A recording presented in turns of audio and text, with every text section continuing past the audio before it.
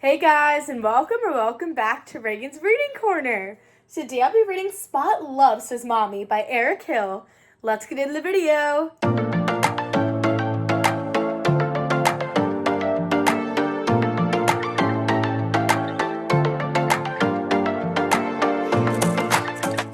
Spot loves his mommy. It's a lovely sunny morning. Time for breakfast, Spot, Mommy says. Spot has fun helping Mommy with the shopping. Thanks for helping, Spot. Spot hurts his knee. Mommy helps make it better. They play hide and seek in the garden. Where are you, Spot? Mommy asks. Spot and Mommy make a cake. Yummy, Spot says. Mommy reads Spot a story. They snuggle up together. I love you, Mommy, Spot says. I love you, Spot, Mommy says.